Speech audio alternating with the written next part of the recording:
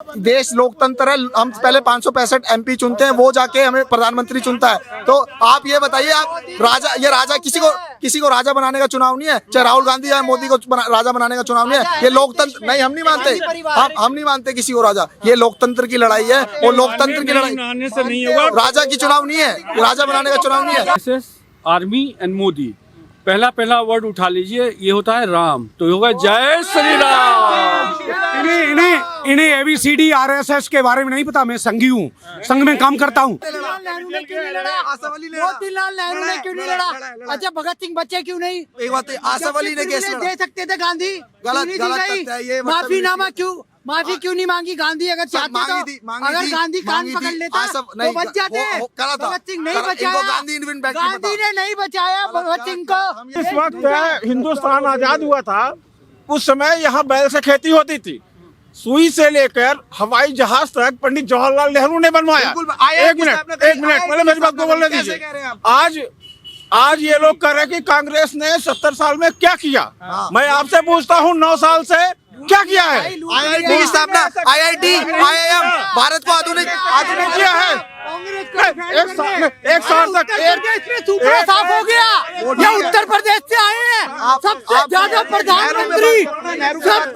प्रधानमंत्री उत्तर प्रदेश से आए हैं। नेहरू, इंदिरा गांधी, राजीव गांधी, और ये लोग कह रहे हैं कांग्रेस ने सब कुछ किया। उत्तर प्रदेश में सफाया हो गया। राहुल गांधी, IIT की स्थापना, IIM की स्थापना, एम्स की स्थापना नेहरू ने करी। आधुनिकरण भारत का नेहरू ने करा। लेकिन गांधी ने किसने किया? गांधी मोदी ने किया। नेहरू के टाइम में 4 एम्स बने थे सर। मैं नाम बता देता हूँ। सुनो ना एक सेकंड कि बेकार बेमतलब की बात है, जानते हैं। नेहरू की बात कर रहे हैं। तो नेहरू की बात अभी हम क्यों करें? नेहरू की क्यों करें? एक सेकंड मुझे बोलने दीजिए। जिस नेहरू ने हमारे भारत हिंदुस्तान को इस यहाँ तक लाके रख दिया 9 साल पहले तक, कि अगर ये नहीं होता, समझे ना, हिंदुस्तान को बर्बाद करने में कांग्रेस पूरी, और कांग्रेस तो, और ये नेहरू परिवार। एक सेकंड आप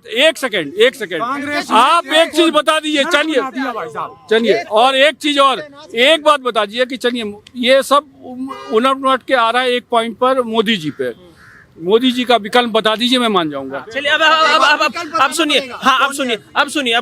हम नेहरू पे नहीं जाएंगे। जितने हमें हिस्ट्री पे डिबेट करनी थी हमने कर ली। अब 2024 का इलेक्शन है। अब मुझे आप बताइए कि कौन होगा प्रधानमंत्री मोदी के सामने? सबसे पहली बात तो ये है कि आपका ये प्रश्न पे ही हमें प्रश्न चिन्ह लगाते हैं, क्योंकि आप जो है, देश लोकतंत्र है, हम पहले 565 MP चुनते हैं, वो जाके हमें प्रधानमंत्री चुनता है। तो आप ये बताइए, आप राजा किसी को राजा बनाने का चुनाव नहीं है, चाहे राहुल गांधी या मोदी को राजा बनाने का चुनाव नहीं है। ये लोकतंत्र नहीं, हम नहीं मानते किसी को राजा। ये लोकतंत्र की लड़ाई है, वो लोकतंत्र की लड़ाई से नहीं होगा। राजा की चुनाव नहीं है, राजा बनाने का चुनाव नहीं है। मैंने आपसे कैंडिडेट पूछा, आपने घुमा फिरा के बता दिया देश को राजा नहीं चाहिए। अब दूसरी पार्टी ने बोल दिया है कि प्रधानमंत्री मोदी हमारे प्रधानमंत्री पद के उम्मीदवार है। जनता क्या देख के वोट देगी? 28 जो गठबंधन मिले उसमें ये बताइए कि जब 28 पार्टियों का गठबंधन हुआ है, तो उनके बीच में जो सामंजस्य बनेगा, उस हिसाब से वो अपना नेता चुनेंगे। तो आप ये जनता को बताओ ना, जनता किसको वोट दे? आप ये देखिए, आज 5 तारीख है, कल 6 तारीख है। ये प्रश्न आप 14 तारीख से पहले सीट शेयरिंग भी नहीं आई अभी तक।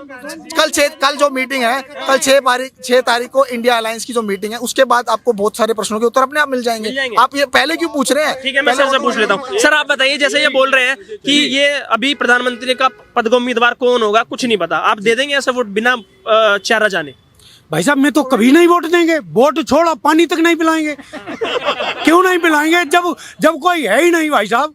हाँ, उसमें कोई चेहरा है? कोई मतलब ही नहीं। यार रुक जाओ, कोई मतलब ही नहीं भाई साहब। और तुम आप देख लेना, 2024 में मोदी जी ही प्रधानमंत्री बनेंगे। और ऐसे नहीं, बहुत गर्व के साथ 400 से पार जाएंगे। एक भी ऐसा विभाग बता दो जो 60 साल में, भाई साहब 60 साल में कांग्रेस ने जितना काम किया, वो उससे दुगना काम 9 साल में नहीं हुआ। वो एक विभाग श्रीमान जी बता दे। हाँ, एक विभाग नहीं बता पाएंगे। और दूसरे, और सर भाई साहब, और दूसरे, देखिए, मैं किसी पार्टी से संबंध नहीं रखता हूँ, और इन्होंने कहा आरएसएस फलाना, तो मैं एक चीज कहना चाहता हूँ, आरएसएस, आर्मी एंड मोदी, पहला वर्ड उठा लीजिए, ये होता है राम, तो ये होगा जय श्री राम। इन्हें ABCD RSS के बारे में नहीं पता। मैं संघी हूँ, संघ में काम करता हूँ। जो 1 साल भाई साहब, मैं आपसे भी निवेदन करता हूँ और सभी भाइयों से आपके माध्यम से, 5 दिन मात्र शाखा में जाके देख लीजिए प्लीज। कोई भी गलती अगर तुम्हें दिखाई देती हो, उस दिन तुम्हारे जैसों को बोलने का आदेश होगा। सुनो पहले प्लीज, बिना जानकारी के संघ में अगर आप उंगली उठाएंगे तो बहुत गंत रहेगा। संघ की बात वो नहीं, किसी पे नहीं उठा। आरएसएस की बात कर रहे हैं, इनसे पूछे स्वाधीनता संग्राम में एक आरएसएस के व्यक्ति का नाम बता दीजिए जो स्वाधीनता संग्राम में गया हो। एक कांग्रेसी का नाम बता दो जिसने फांसी टंगी हो। एक बात बताइए, अंग्रेजों ने नेल्सन मंडेला ने, मैं बता रहा हूँ ना, मैं बता रहा हूँ, मैं दूंगा। राजपूत राय को छोड़ के जिन्होंने लाठी खाई थी, नेल्सन मंडेला ने भी एक लाठी नहीं खाई, तो ये आरएसएस के लोग तो ये भी कह देंगे कि उसने साउथ अफ्रीका की आजादी के लिए कुछ नहीं करा। नेहरू की बात हो रही है, कांग्रेस की बात हो रही है, आरएसएस की चर्चा नहीं हो रही, मोदी की चर्चा हो रही है, 2024 की चर्चा। आरएसएस का योगदान क्या है ये बताइए ना आप। तो दादाजी से पूछना, नहीं है, क्यों नहीं पता सर, आप बताओ ना आरएसएस का योगदान।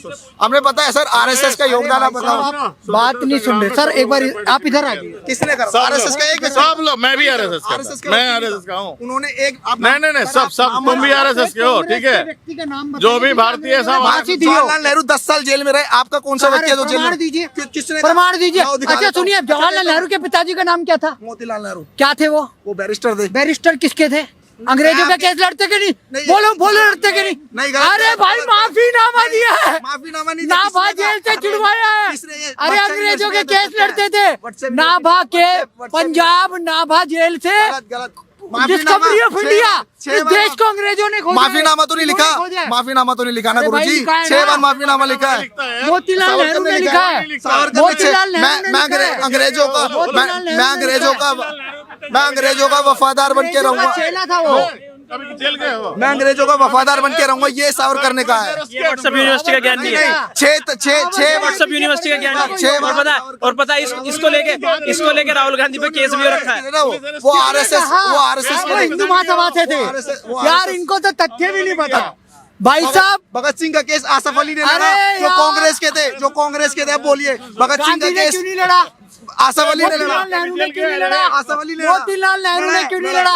अच्छा, भगत सिंह बच्चे क्यों नहीं? एक बात है, आसफ अली ने केस लड़ा। दे सकते थे गांधी, क्यों नहीं दी गलत गई? तथ्य है ये, मतलब माफीनामा क्यों, माफी क्यों नहीं मांगी गांधी? अगर चाहते तो, अगर गांधी कान पकड़ लेता तो बच जाते।